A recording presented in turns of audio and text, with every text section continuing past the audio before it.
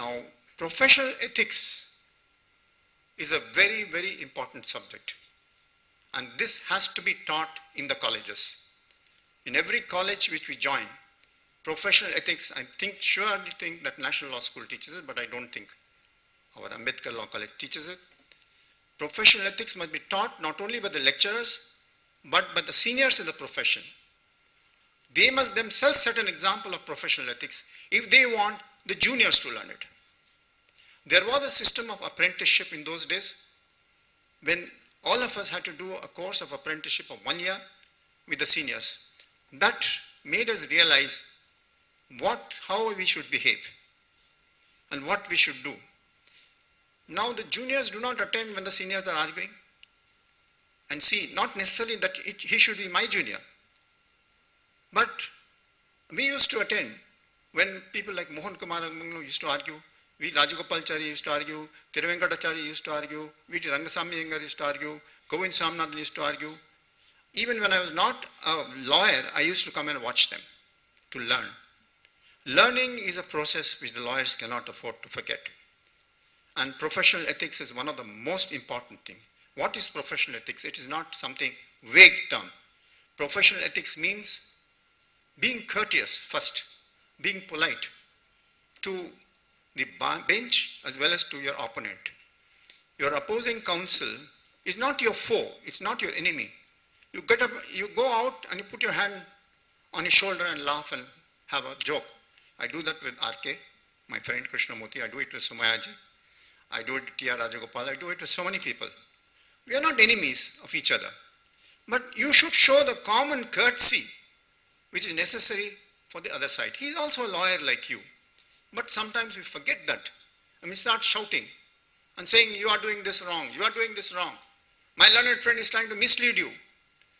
Maybe not misleading, it may be a mistake I am making.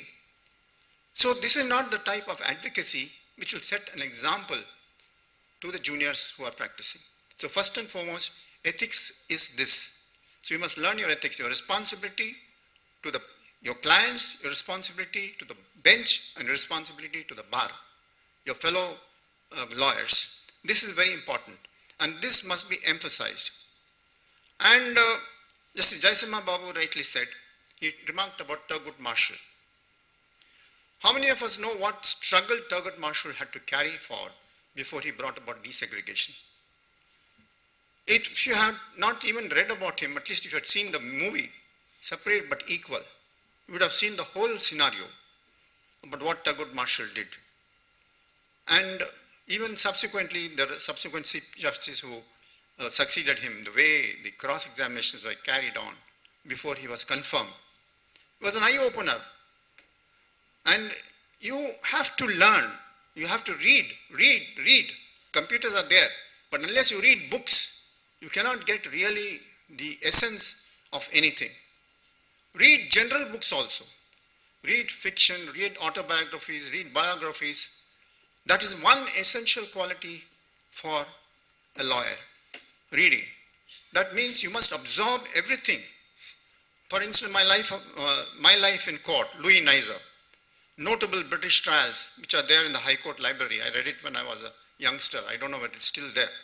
I read almost all the volumes on notable British trials, and one of the most outstanding trials I remember is Oscar Wilde's trial on homosexuality. So, if you read general books, novels, doesn't matter what it is. You read Jeffrey Archer's books, you get so much of depth of information from that. So you read those kind of books, you read Ayn Rand. You learn English, which is a fast disappearing language in this country. Why? Because without English, we cannot survive. All the books are in English. The arguments and most of the tribunals are English. Now you're talking about globalization. You want to live like frogs in the bell. A Tamil lawyer cannot argue in Karnataka. A Karnataka lawyer cannot argue in Kerala. A Kerala lawyer cannot argue in Hindi belt. This is what will happen. So you learn all these languages. It is necessary. If I live in Tamil Nadu, I have to learn Tamil. If I live in Delhi, I have to learn Hindi. If I live in West Bengal, I have to learn Bengali. But doesn't mean that what we have acquired over the ages, when China is learning English, when Japan is learning English, why should we give up this? The lawyers must have training in English, the judges must have training in English, I'm sorry to state. That is very essential. And that subject of spoken English, communication skills must be taught in colleges. I, as a hobby, used to teach public speaking for several years. And I knew what the weaknesses of a particular student were. And I molded that student according to his weaknesses and his strengths.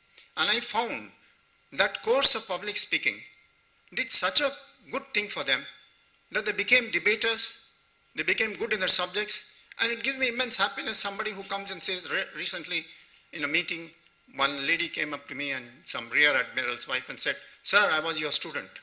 It gave me immense pleasure. And she said, "You know how much I benefited from your classes."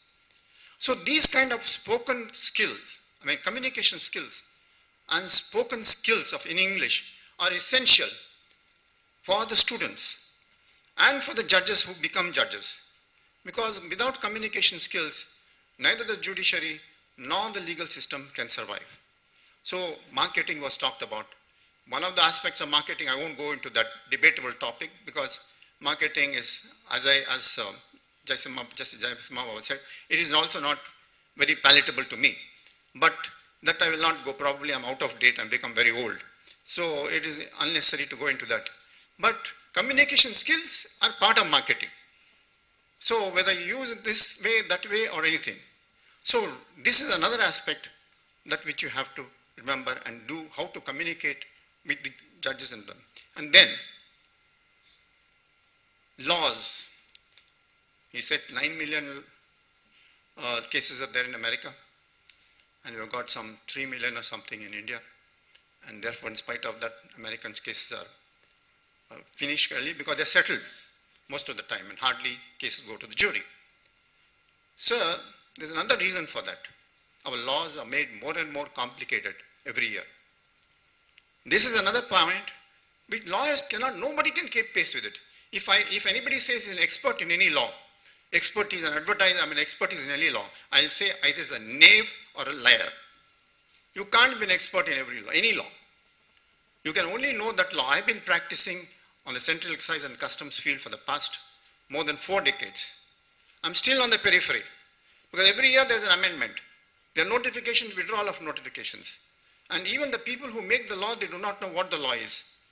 And the people who administer the law, they do not know what the law is. And the people who are talking about that law do not know what the law is. And every time, every finance minister says he's going to simplify those laws, and I find the books get fatter and fatter.